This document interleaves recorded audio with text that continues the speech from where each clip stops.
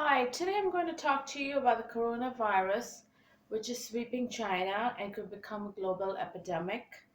I chose this topic because there is no cure yet for the virus, and we all need to be vigilant to prevent its spread.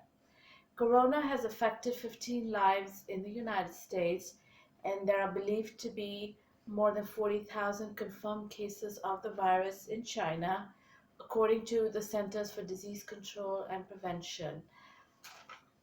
The virus is believed to have originated in China, according to the New York Times. It belongs to the large family of viruses that cause anything from the common cold to the far more serious Middle Eastern respiratory syndrome, according to the CDC. There is no cure yet, and the disease is spread from animals to human beings. You guys may have heard of the Chinese doctor who was treating like patients in China, with the coronavirus.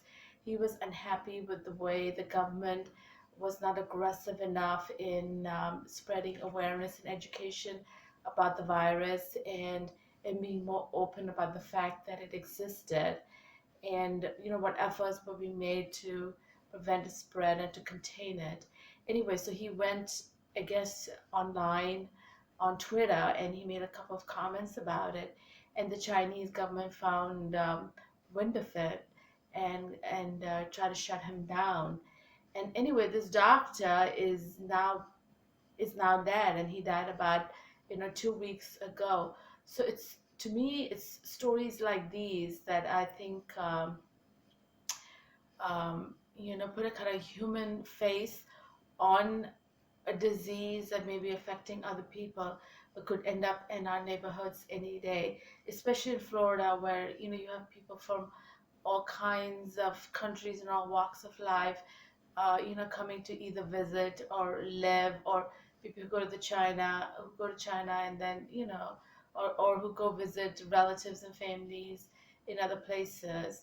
So since there's no cure for the disease, I think it's very important for all of us to be vigilant and do whatever we can to prevent its spread. Um, if you talk to doctors, if you talk to epidemiologists, you talk to the healthcare profession, they tell you that the best defense against any infection is washing your hands with soap and water. Um, every time you go to a public restroom, every time you out there opening doors, shaking hands, you want to wash your hands, or you want to have that little hand sanitizer with you and just dab it on your hands every time you feel the need to. Then you also want to cover your face. You want to cover your mouth when you're coughing or sneezing, and staying away from sick people. It's also important for people who are sick to stay at home and not show up to work or school, etc., and spread the virus to others. Like the virus can cause minor effects like fever and shortness of breath, maybe some breathing difficulties, to the far more serious, respiratory distress, what they call as acute respiratory syndrome, kidney failure, and death. It's these far more serious conditions that usually affect the elderly, people who are what they call as immunocompromised, people whose immune systems are down, and people for whom a common cold can become deadly because the immune system can handle it. So these people are children, and these people are like particularly vulnerable to diseases like the coronavirus. So in closing, I think it's important for all of us to be careful.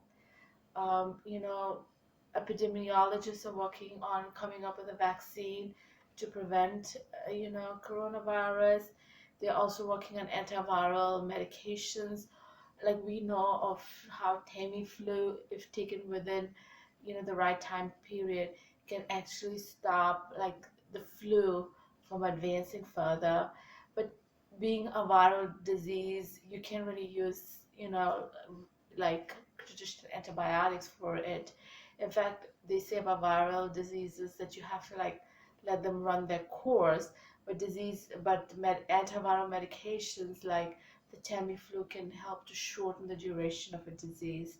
So anyway, the hope is that in the next a few months, the medical community can come up with, a virus or antiviral drugs to try to at least contain and prevent the spread of the coronavirus.